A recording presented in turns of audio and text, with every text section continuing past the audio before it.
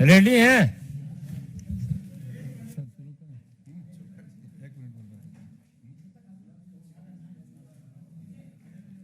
किताब खोलते समय आप लोग देख लीजिएगा, उल्टा ना हो। मित्रों नमस्कार।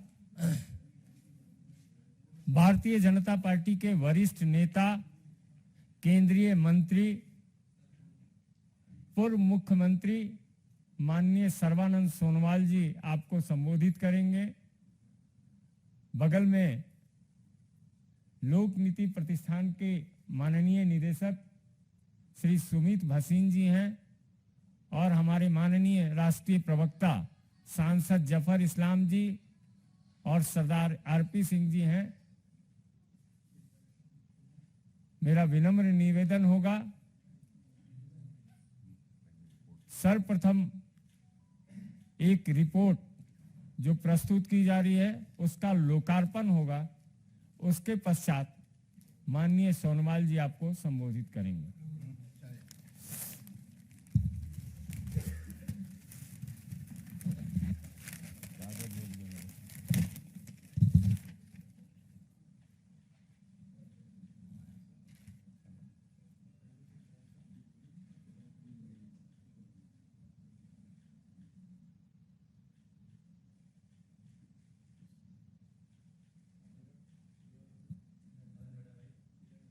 बहुत बहुत धन्यवाद। पहले सुमित जी,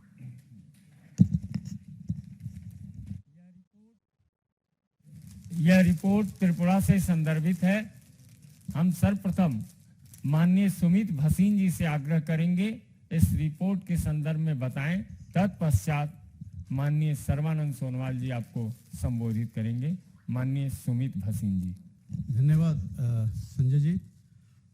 मित्रों, पब्लिक पॉलिसी रिसर्च सेंटर हमेशा से विभिन्न विषयों पर शोध करता रहा है।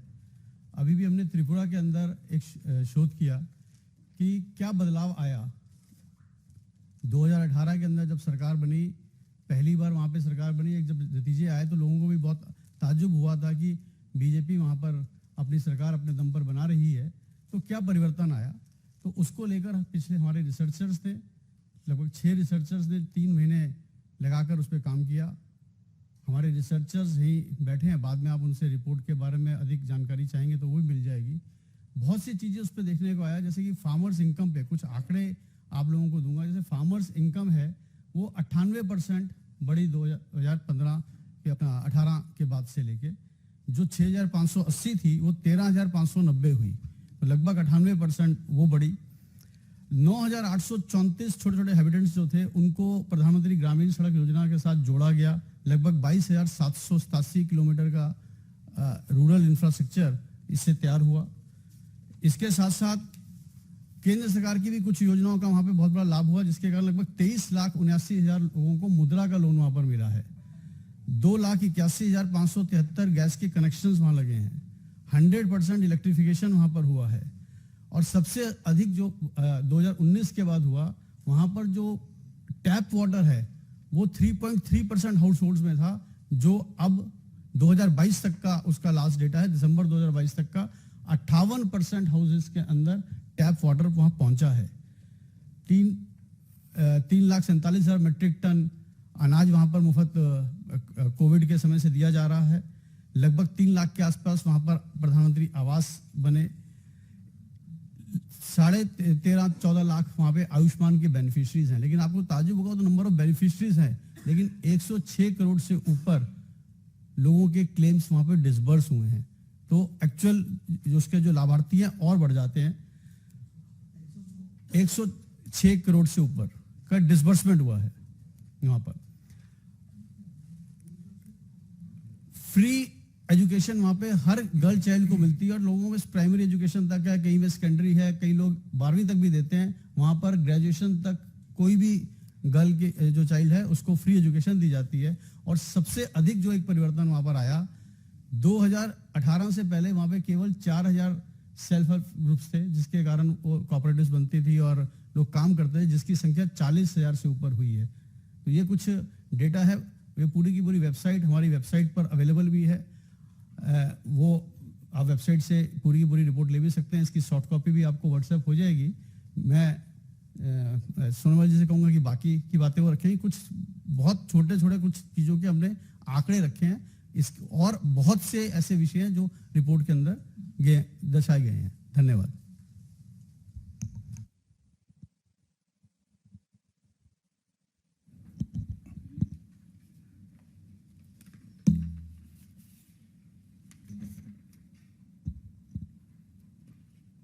सबसे पहले मैं आप सबको हृदय से शुभकामना देता हूं। आप लोगों ने इस प्रेस मीट में भाग लिया।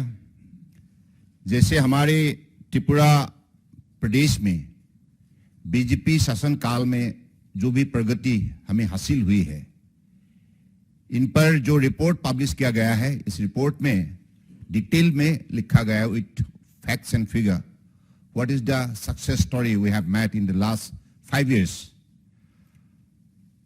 आप सबको मालूम है कि त्रिपुरा से लेकर एंटायर नॉर्थ ईस्ट हमारे माननीय प्रधानमंत्री नरेंद्र मोदी जी के नेतृत्व में पिछले 9 साल के अंदर दुनिया में अपना पहचान बनाने में सफलता प्राप्त की है। इसका मूल कारण है क्योंकि पिछली सरकार ने कभी भी नॉर्थ ईस्ट को इतना आदर स्नेह, इतना मान्यता दे नहीं थी। पहली बार के लिए सारे नॉर्थ ईस्ट के सारे प्रदेश, चाहे त्रिपुरा हो या सिक्किम हो, मिजोरम हो या मणिपुर हो, मेघालय हो या अरुणाचल प्रदेश हो, असम हो, सारे 8 प्रदेश को जिस हिसाब से मान्यता दी है और जैसे कनेक्टिविटी एंड कम्युनिकेशन के सिलसिले में बल दिया गया है, बजट में विशेष व्यवस्था लिया गया है, इसकी वजह से आज हमारी हर प्रदेश के नागरिक को मनोबल भी मिला है, शक्ति भी मिला है और उपार्जन दोगुना करने के लिए भी उनको दिशा मिला है, सही व्यवस्था मिला है। तो इसलिए आज आप लोगों ने देखी है कि अगर आप पिछली सरकार की तुलना करें, कांग्रेस ने कुल मिला के 7 साल तक राज किया और उनकी कार्यकाल में कभी भी नॉर्थ ईस्ट को नेशनल एजेंडा में उन्होंने प्रमुखता नहीं दी थी। इसके वजह से नॉर्थ ईस्ट बहुत पीछे रहे और उन्होंने लुक ईस्ट पॉलिसी भी अपनाया था, लेकिन उसको कभी भी जमीनी हकीकत से जोड़ने के लिए उन्होंने कोई कदम नहीं उठाए, कोई नीति भी प्रस्तुत नहीं की। लेकिन माननीय प्रधानमंत्री जी ने खुद सारे कार्यक्रम को मॉनिटर की और लुक ईस्ट के बदले एक्ट ईस्ट को एक्शन में बदलने का काम किया। माननीय प्रधानमंत्री जी का मानना है transformation is possible only through transportation. इसके लिए हर प्रदेश में रेलवे नेटवर्क हो, रोड नेटवर्क हो, एयरवेज हो और वाटरवेज हो, इंफॉर्मेशन वेज हो, हर मोड ऑफ ट्रांसपोर्टेशन को बढ़वा दिया। बजट में विशेष व्यवस्था ली। इसकी वजह से आज सारे प्रदेश ने अपने उपार्जन में, उत्पादन में भी उन्होंने शक्ति दिखाने का काम किया है। उसी हिसाब से आज त्रिपुरा में, जैसे माननीय प्रधानमंत्री जी ने कहा था, हीरा है त्रिपुरा, यानी कि highway, information way, roadways, railways and Airways, सारे प्रक्रिया को उन्होंने आगे बढ़ाया। इसकी वजह से आज त्रिपुरा ने सिर्फ देश के अंदर नहीं, दुनिया में भी अपना पहचान बनाने में सफलता प्राप्त की है। आज त्रिपुरा की उत्पादित अलग अलग आइटम, पाइनएप्पल से लेकर अलग अलग आइटम को दुनिया के बाजार में एक्सपोर्ट करने में लगे हुए हैं। यानी कि पहचान सिर्फ देश के अंदर नहीं, दुनिया में बनाने का उन्होंने काम किया है। ये डबल इंजन सरकार की वजह से ये संभव हुआ है। त्रिपुरा में बचे हुए हर नागरिक को अभी जो उनको इज्जत मिला है, जो उनको सामाजिक सुरक्षा मिला है, इकोनॉमिक अपलिफ्टमेंट मिला है, इसके वजह से आज त्रिपुरा का चेहरा बदल चुका है। तो इसलिए मैं मानता हूं कि अगली निश्चित रूप से बीजेपी ही सरकार बनाएगा, क्योंकि त्रिपुरा में गया था। त्रिपुरा जब पिछली बार गया था तो लोगों से जब आम जनता से बातचीत हुई, उन्होंने स्पष्ट कहा कि सीपीएम और कांग्रेस कुल मिला के 40 साल तक राज किया, 40 साल सीपीएम और कांग्रेस, लेकिन उन्होंने कभी भी त्रिपुरा को उजागर करने में, त्रिपुरा को आगे बढ़ाने का काम नहीं कर पाया। इसके बदले त्रिपुरा को under terrorism, drugs and under corrupt practices सीमित रखे। इसके वजह से त्रिपुरा का हर नागरिक को काफी भुगतना पड़ा, काफी पीछे रहना पड़ा।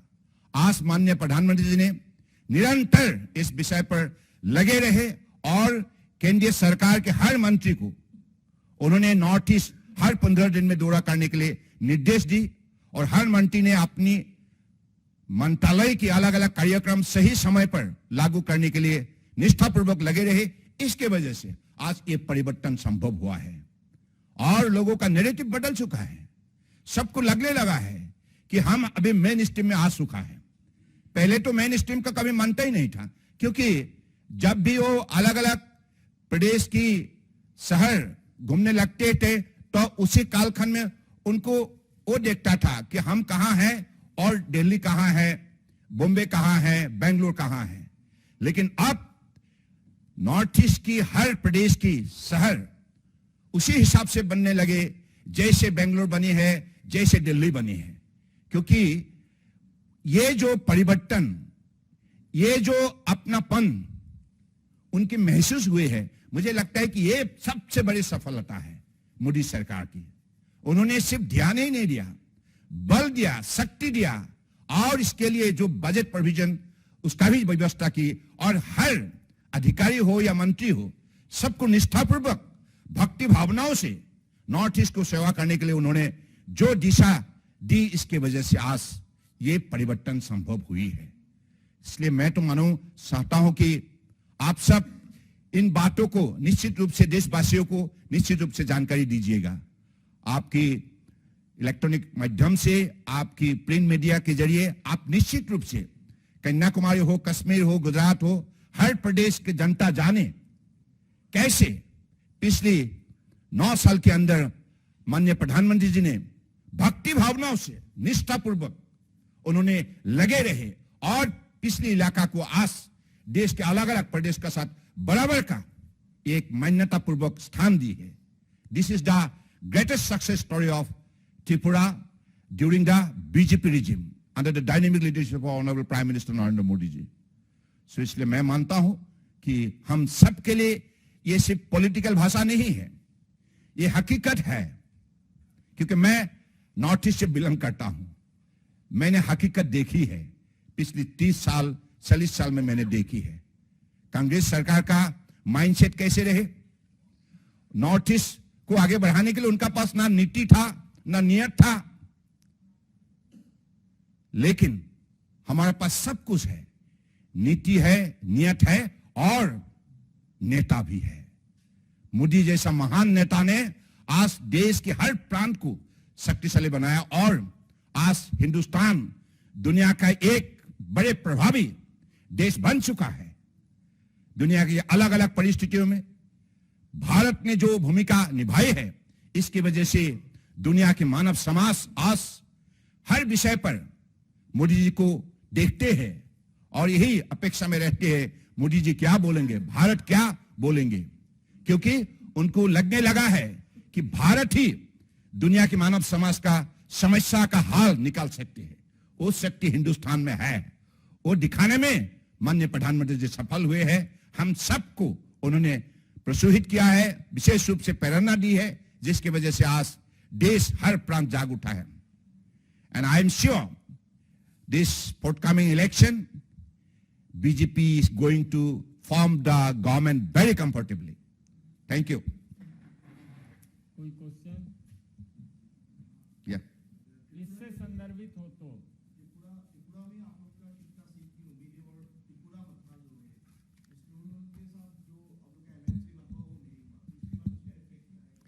देखिए, बात स्पष्ट है। लोगों ने जो विकास देखी है, इसलिए त्रिपुरा का जनता ने मन बना लिया है, क्योंकि बीजेपी रहेगा, उनकी जीवन सुरक्षित रहेगा, विकास की रास्ते पर वो भी तेज से चल पाएंगे, क्योंकि BJP is a performing government